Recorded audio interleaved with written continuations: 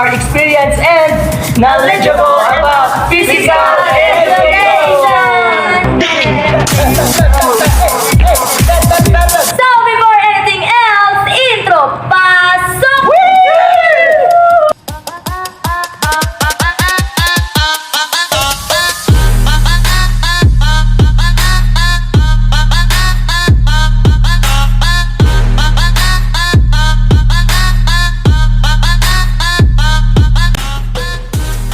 Everyone, I'm Judel, first EDC. I'm Angeline Arcamo. And I'm Jason Sanchez.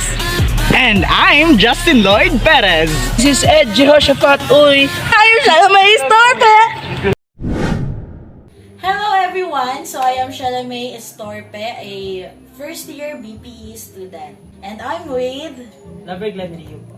A second Bachelor of Physical Education. Okay, so how are you? I'm good. I'm fine. Thank you. So, as a BPE student, how is your life so far? As a Bachelor of Physical Education second year, I think I've learned a lot about being physical active also. Ganun. So, let's start. Are you ready? Ready? Okay, first question. Do you engage in any physical activities? Yes, of course. So, what kind of physical activities are you in? I am into badminton and volleyball. So, in that, sa lahat ng nabanggit mo, sa dalawang nabanggit mo, ano yung mas mahal mo gawin? I think it would be playing volleyball. So, playing volleyball, what are the benefits you gain from it? I think one of the benefits of being a volleyball player is being agile. Agile. Also, improve your agility, Also health-related skills. Yes, of course. As we know, you're a student. How do you manage your time in academics and doing physical activities? For me, I always put importance on my academics. So, when in terms of physical activities, I engage in physical activities in my free time, ganun. But then it has to be balance. Yes. So, as a BPE student, what are your learnings and realizations in PE? I think I've learned a lot as one of the students of physical education. I think it teaches me how to become matured in terms of my physical aspects, mental, social, and any aspects pa.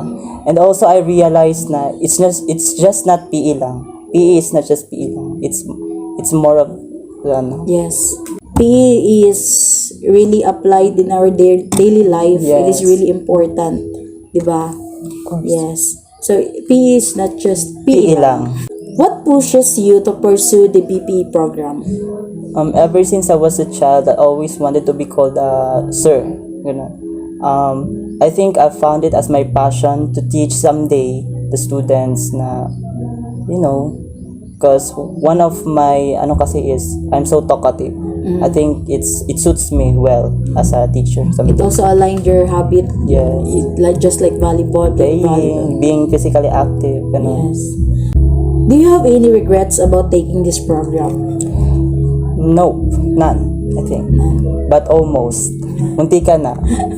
As I enter Why? this kind of kasi nung una, I think it's just like sayo-sayaw lang, laro-laro lang, but then it's not.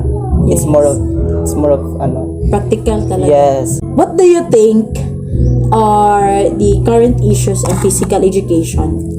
I think it would be, if magiging physical educator ka na someday, it would be the equipments inside the school. So, for example, kulang kayo sa equipments such as badminton rackets, badminton shuttlecocks, mga bola for volleyball, basketball.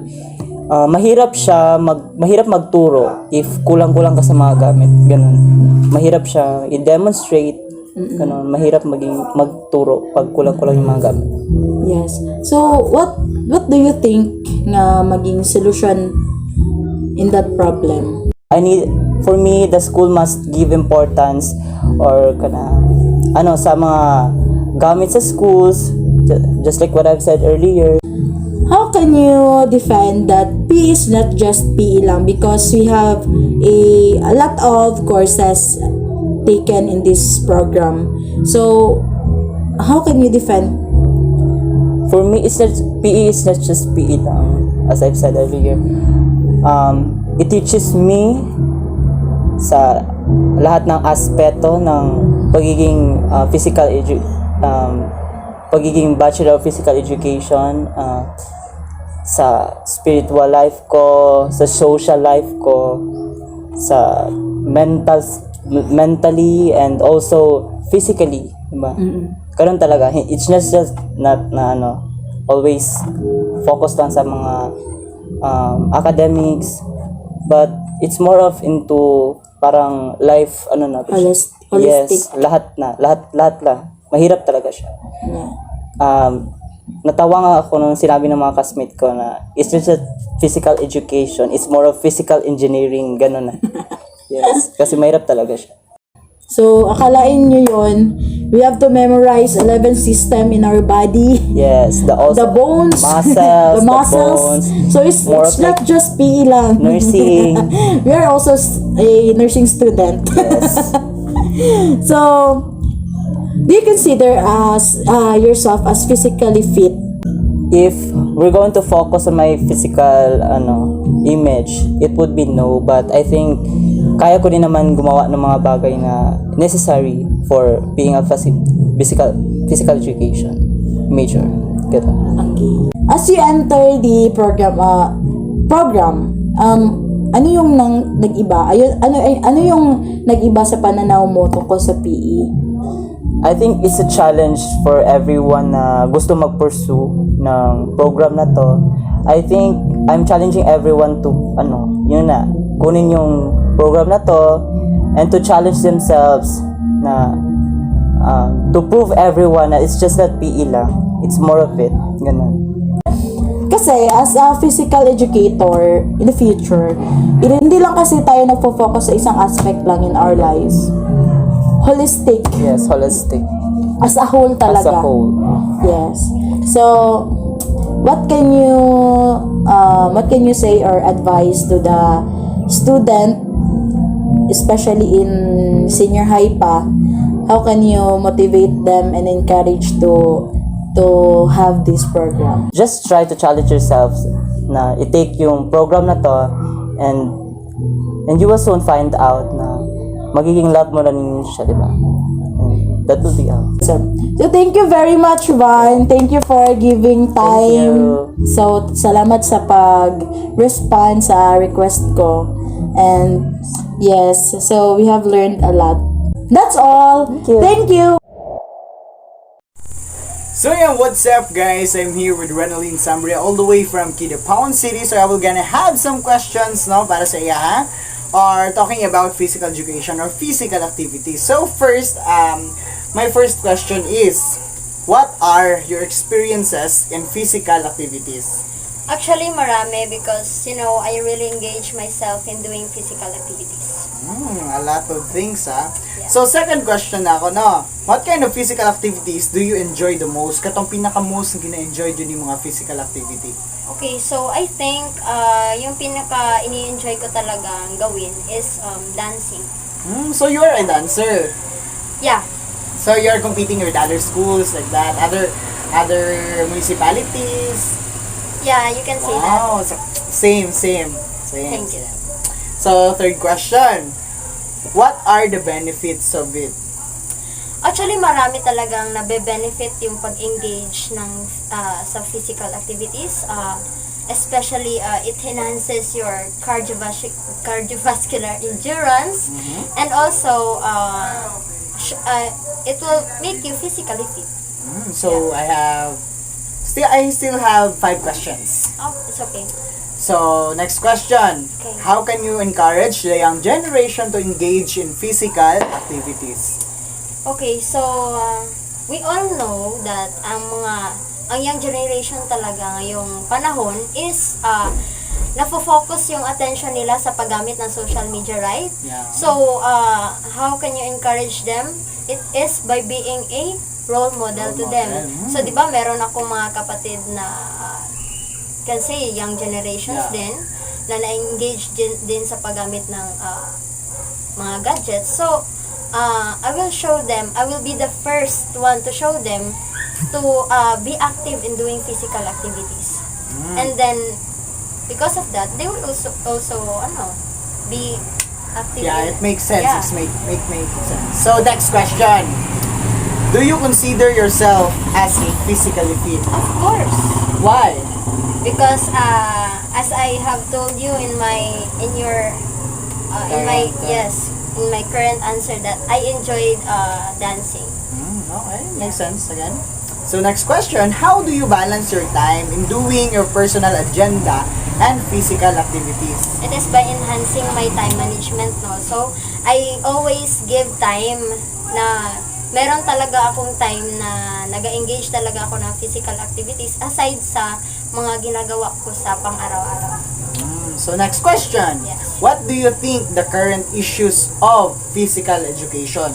I think the current issues based on my experiences na rin, it is lack of equipment and funds ng school. But not Not all. Yes, mostly lang. Most of schools kasi mga problem is mostly sa nasa mga public schools kasi, di ba, mostly. Yeah. So I still have one question. Okay. Pero before that, Renalyn, how old are you? I am 21. Oh, you're still 21 Yes. pa pala na. Di ba graduating? Yes. Advance congrats. Oh, thank you. Ah, so, Kalayan.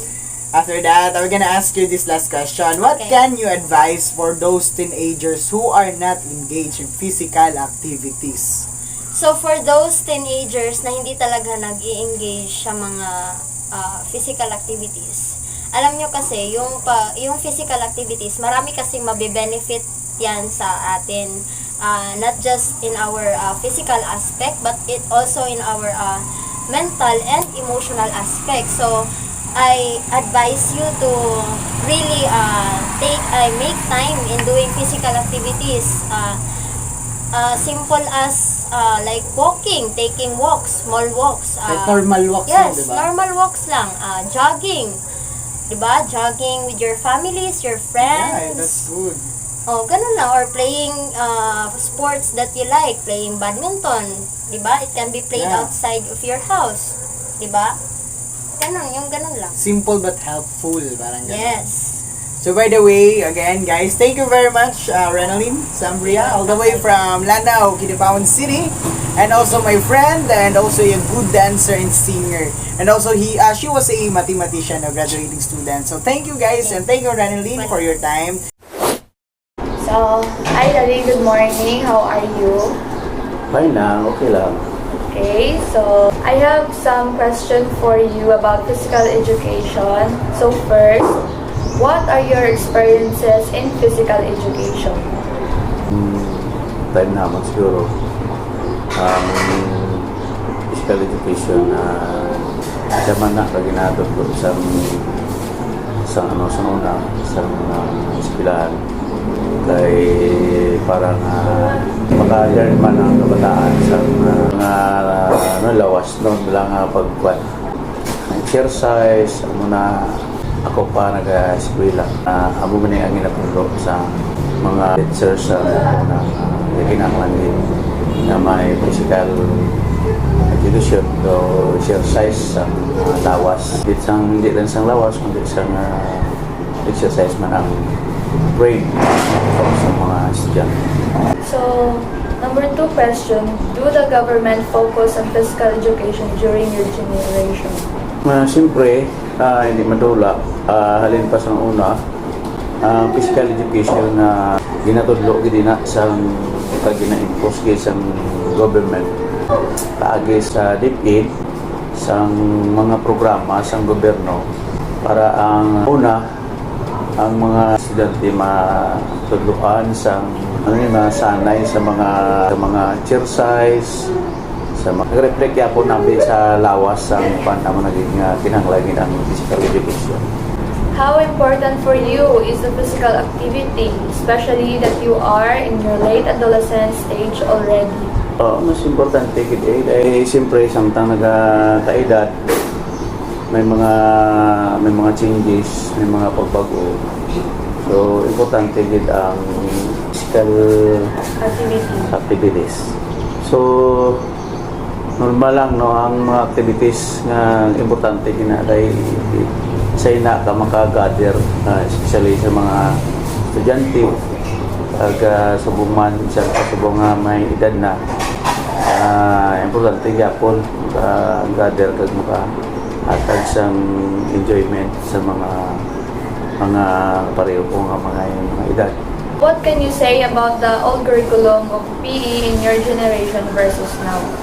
So, sa una, iba sa karon. Ang physical education sa una, pinatutukan hindi na sa gobyerno.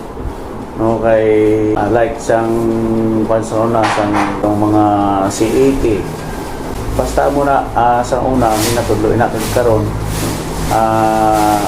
Hindi ko lang bala kung sinukulit ko nga presidente pero gindula. So amo gani nga si Presidente Duterte nag-propose ito nga ibalik atong old curriculum tungod nga dito pa lang kung may handom ka halimbawa mag-training ka sa mga army, military, dito pa lang na-train na ang kabataan. Tapos lang sa mga subong mga henerasyon kung ibalik nila.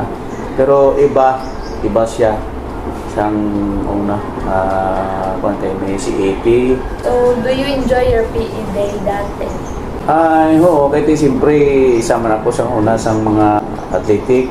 Agi ako sa volleyball, soccer, kag baseball. Enjoy kami during the time sa natawa ng intramural. So amo na. Mga favorite natin nga ka ng mga sports. Ang main favorite mo yung sports? Ang akong una isang pag-high school ko na ang volleyball kag football, soccer. Amo na siya. Last question. At your age now, do you consider yourself as physically fit? Siyempre, ako man ang nagabatyag, ako man ang nagapakiramdam sa akong kagalingon. Tungod sa pangidadon, siyempre intindi ko na may mga nag-about sa isa ng mga balatian. So, expected sa mga edad nga pareho sini sa akon ay bangod nga aton nga para sa akon gina-consider ko gid nga mag-abot gid ang time nga nag-abot ang mga balatian, ang isa maayo man, ang isa nag-abot man nga hindi mayo. So, ina siya expected na nga daan. So, siyempre, ginabato na lang kaya mo na gid ang kamaturan na ang basta nagkaidadan ka na dila gid pagkat ko ang imo nga physically fit no may mga trouble na kinanglan disiplina lang sa sarili, disiplina sa kulit. So, thank you, Daddy. Walang tatanay. Hello everyone, today we are here in this channel and we have a guest today. Mom Cherry Basil is in the house. Hi. She is a former Good morning. college instructor. Yes. Ayan. Where? In MMFC. Davao. Mindanao Medical Foundation. Okay. College instructor. So, how's your day, Mom? Fine, ma'am. Gala ko sa work. Tapos, So this is your question, Mom. What are your experiences in physical education activities back then? back then, since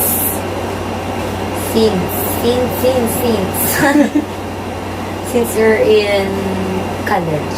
During college, I was excited. Excited. Sana. Oo. Kasi PE yan eh. Oh, if I will be your teacher, I will ask you what are your expectations in my subject or in this class, physical education. So as a student back then, masaya sana because I thought physical education is all about sports, all about playing games. Adik lang. So, yun, expectations ko dati upon enrolling in college during my first year. So, masaya sana kasi akala ko mag-play. So, sports, yun. So, I am excited. But my expectations has been failed by the subject itself. Kasi, during first year, sa curriculum, kasama doon yung about arts. So, arts, I thought arts is all about drawing, all about painting, crafts, pero part pala ng art is dancing. Oo, so, unaware ako that time. No? Kasi during high school days, nasa varsity. So,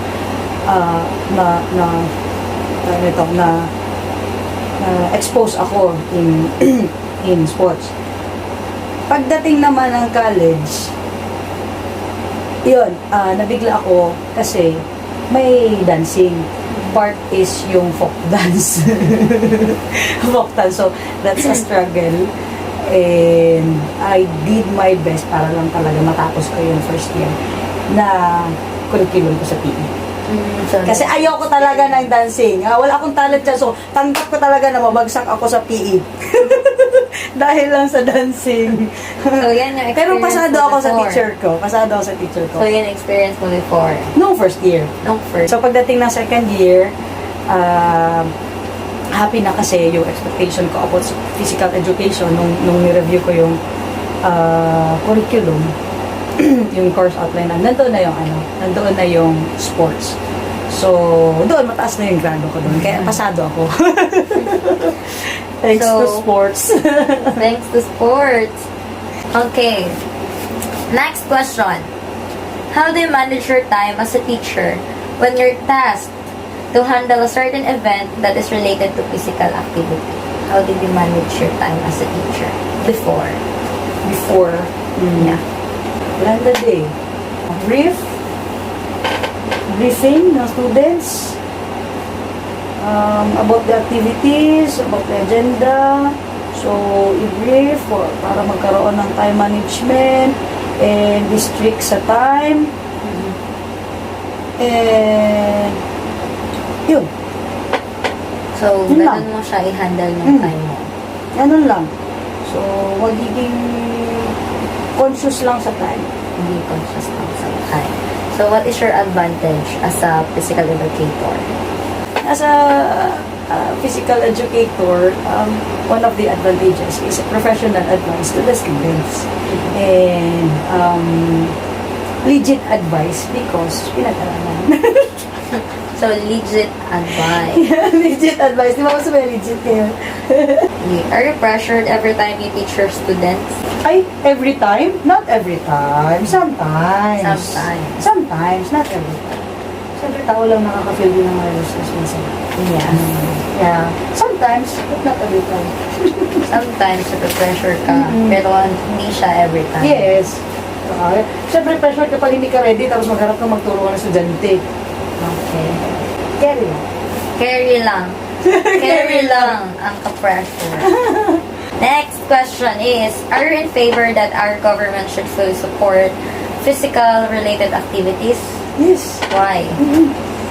Kasi if ever active community, if ever the government will support that and they will have a program about physical activities, it will give good, healthy lifestyle.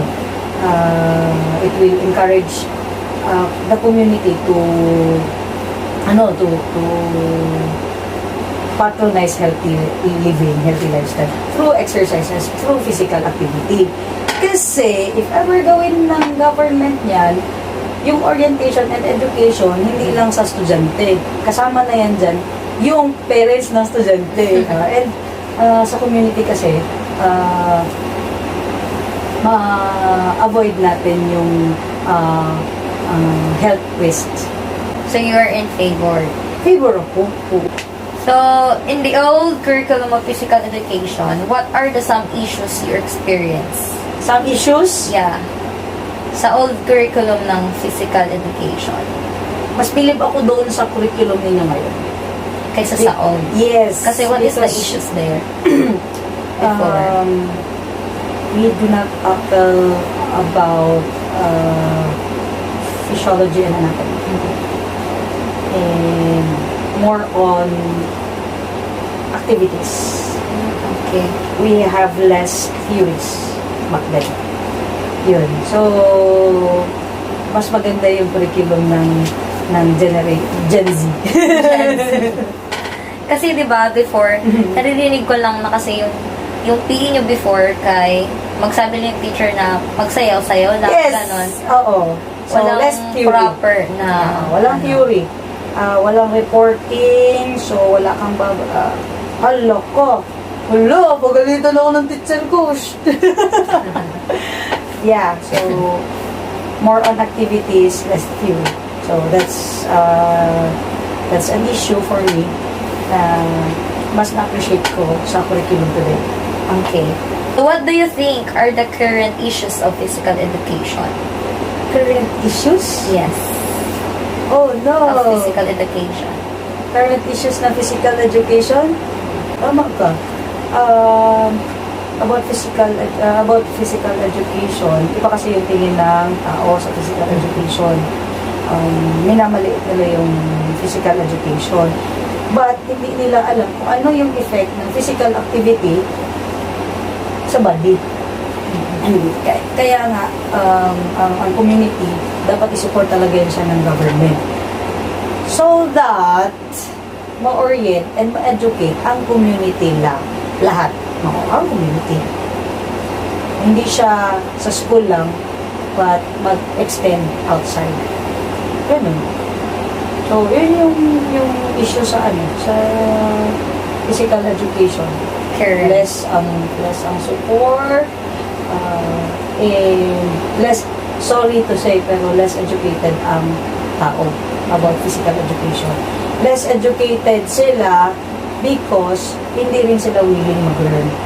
And if ever may orientation na ginagawa ang government, hindi yung tao is not interested about sa topic, interesado sila doon sa actual activity. Yun yung nakikita ko. So current issues today. Current issues. Old, recent, and current issues until today. Until. Oh! So do you consider yourself as a physical fit person? Physically fit? Yeah. Now, hindi na. Kasi Hangak. Ay, natambok naman. Yeah, So do you consider yes, I am. I will consider myself as a physically fit person because wala akong sakit. yourself? I am healthy. Yes, I have normal heart rate, normal blood pressure, and I can run, I can stand, I can walk. Yeah, so I am physically fit.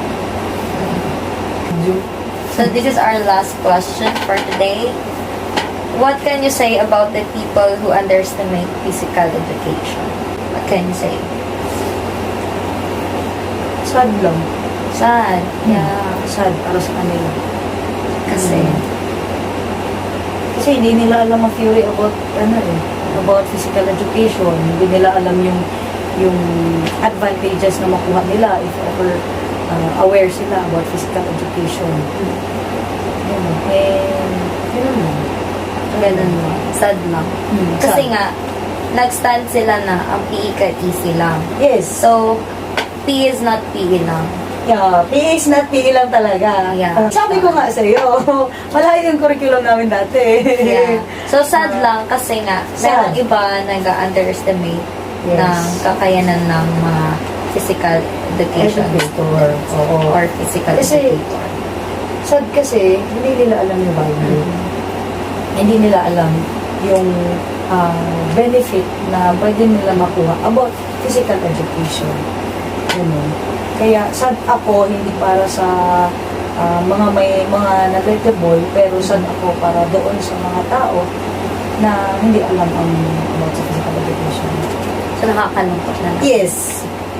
So, kailangan po natin i-value ang PE kasi ang PE po ay hindi lamang siya sayaw-sayaw, kundi may iba't iba po tayong pag-aaralan sa PE. So, PE is not PE lang. That's all, guys. Bye!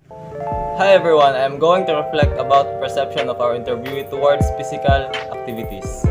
As what our interviewee said, for him, physical education from the past is better than now. Kasi noon, hindi masyadong exposed yung mga tao, especially yung mga bata sa technology. Kaya most of them spend their time through physical activities and engage in sports.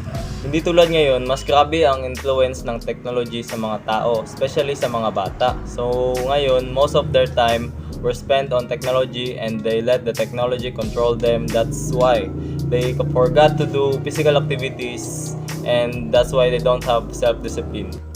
The advice that our interviewee said is we just need to manage our time on technology and sa pag-perform ng physical activities para ma-meet ng tao ang self-discipline. So what I have learned in this task, guys, is I learned how to manage your time in order to achieve self-discipline. And that's it, guys. I learned in physical educations are knowledge, motor skills, and good behavior. For physical activity and physical fitness, supporting school to establish physical education daily can provide students with the ability and confidence to be physically active for a lifetime. Hello, good day everyone. Once again, I'm Edji Ashafat Uy, and today I'm going to have a reflection about one of our interviewees' answers about physical education. So she's a 21 years old student named Reynalyn Sambria, and based on her experience and knowledge about physical education, she said that we should engage more into physical activities like dancing, because she's a dancer and she loved competing inside and outside their school campus. And based on her experiences, I can really relate to her because I am also a dancer here in Kidapawan City, and it is difficult for us to manage our time. And she also said that she manage a specific time for her schedule, and she said that we need to use our time. We need to make time into physical activities because it is really important for us to engage in physical activities because it is the only way for us to become healthier. And based on that answers, it is really the same with mine because physical activities really help me a lot to become physically fit, to become healthy. And she also said that we need to do physical activities to avoid such disease. So based on that answer, I can say that it is true because if we engage into physical activities, we can avoid diseases. Example of that is some of the bone disease like osteoporosis. It will help us to avoid that kind of diseases. So it also avoid a heart disease like cardiovascular disease. So physical activities really helps a lot for us. And however, she also said that we should also engage and encourage the students or the new generation to participate into physical activities because it is our role also as a senior to engage and to encourage them to engage into physical activities. That's all. Thank you. So, as a BPE students, I experience PE improves motor skills and increases muscle strength and bone density, which in turn makes students more likely to engage in healthy activity outside of school. Furthermore, It educates children on positive benefits of exercise and allows them to understand how good it can make them feel. Hi guys, I'm Jidal First Celso. I will share to you what I've learned for this video. I've learned that PE is just not a PE because this kind of course taught in school that focuses on developing physical fitness. And the effect of physical education is to help individuals to develop their skills, confidence, maintain physical fitness, learn about personal health and wellness, also demonstrate positive social skills. So I can say that we need to do a physical fitness in our daily life because it helps our body to be physically fit and healthy. So that's all for today's video. Hope you enjoy and gain new knowledge and learnings from our content. And always remember, health is wealth. Bye!